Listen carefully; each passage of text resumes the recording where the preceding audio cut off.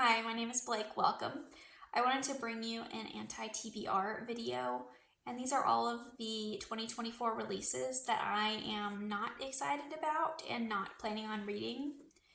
I saw Becca from over at Books with Becca do a video like this a couple of months ago, and I thought it was a really interesting video idea because there were a couple of books on there that I hadn't heard of that had kind of ended up being on my radar from that video. And there were some that I was expecting her to pick up that she was not planning on picking up. So I thought it would be a cool idea to do it as well. And I'm not doing these in any particular order. These are just some random books that I know off the top of my head are coming out this year that people seem to be pretty excited about, that I am not very excited about. And first I have House of Flame and Shadow by Sarah J. Maas. I am a huge Sarah J. Maas fan. I absolutely love Throne of Glass. I love A Court of Thorns and Roses. I really enjoyed the first Crescent City book, but then book 2 happened, and I hated it. The most disappointing book I've ever read. It was an absolute dumpster fire, in my opinion. It hurts my heart to say it, but that's true. That's how I felt. And after reading book 2, I feel like the plot was going nowhere. I previously shipped Bryce and Hunt, but I didn't ship them anymore.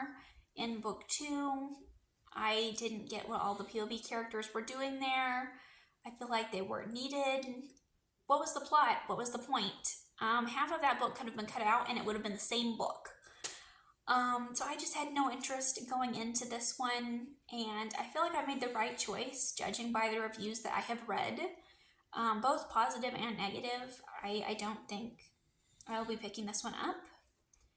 I don't know if this is the final book in the series or not. There may be more. Knowing Sarah, she might have spin-offs and things. And if there is a 4th book and it's well received, I might come back to this one later, but at the moment, I'm just not interested in this story. I also have The Honey Witch, and I was initially really excited about this book. I love bees and I love beekeeping, and it seems like the perfect cottage core book. And I've heard people say it's very cozy and very romantic, and it was immediately on my radar. But then the reviews started coming in, and I started looking at the reviews, and I saw a lot of people describing it as no plot, just vibes.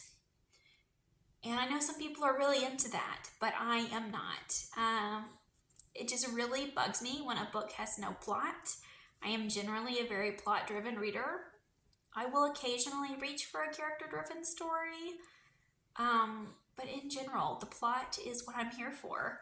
And anytime I hear a book that is described as no plot, just vibes, I just die a little on the inside. And unfortunately, I just took this one off my TBR because I don't think it's going to be for me. Up next, I have Faebound, and this book has kind of been all over the place. I've seen it on Bookstagram, and a lot of friends have been reading it on Goodreads. But it's been getting a lot of mixed reviews. I've been seeing a lot of 3-star reviews. And one thing that I've been trying to do this year is not to read books that I think are going to be 3-star reads. There's nothing wrong with the 3-star reads. I generally find those books to be pretty enjoyable. I normally continue on with a series if a book is 3 stars, but I don't want to keep reading books that are just fine. I really want to try to read books that are books that I'm really enjoying, really loving, and I'm not sure that this book will be that for me. Looking at some of the reviews, people have said that we are following 30-year-old characters, which I was initially really excited about, but a lot of people described them as being more like teenagers. And I've seen a couple of people describe their writing style as being very unusual or clunky, or saying that the dialogue is really off. And I have read some quotes from the books, and I do agree with that.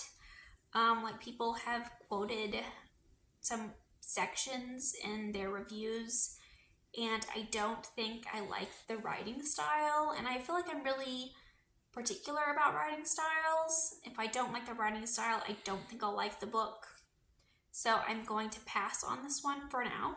Another one is Mirrored Heavens by Rebecca Roanhorse, and this is the third book in the Earth and Sky series. Under the Earth and Sky, Beneath the Earth and Sky, something like that. I read the first book a couple of years ago and really enjoyed it. I was really loving it up until the end, and things took a turn that I wasn't liking. I didn't really like the direction that the story was going in. And I feel like book one kind of wrapped up my questions about it, so I didn't have any desire to continue on. And book two had rather mixed reviews, and I was waiting for book three to decide if I wanted to continue on. But at this point, I don't have any excitement for book three, so I don't think I'm going to pick it up, which is a shame because it does have a really cool cover. But yeah, I have another book on the list similar to this one, like for the same reasonings, but I'll get to that one later. Also, The Familiar. This one is by Leigh Bardugo. I know that this is a historical fantasy. It has a cool cover again.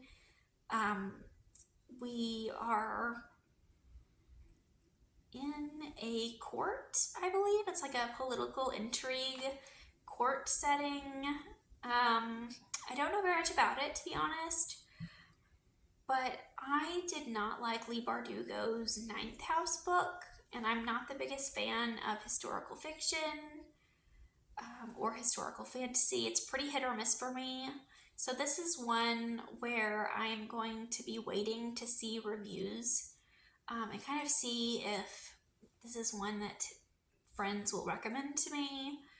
Because there are a couple of reviewers that I have very similar taste to, and I feel like I'm just kind of waiting for them to make their review videos about it, and then I'll see from there. But at the moment, I'm not really excited or interested in this one. And the next book I have is The Book of Love, and this is like a sci-fi fantasy thriller mystery with magical realism elements.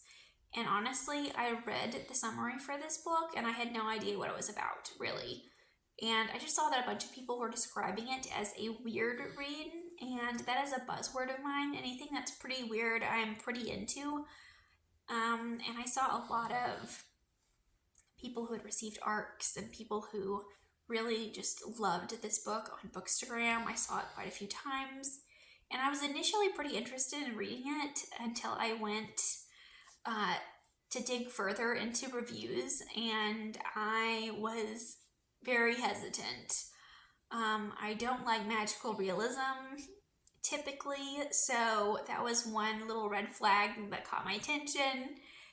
And just in general, this book is over 600 pages long, and a lot of reviewers who gave it both positive and negative reviews said that this book overstayed its welcome, and people who gave it both positive and negative reviews described it as being boring.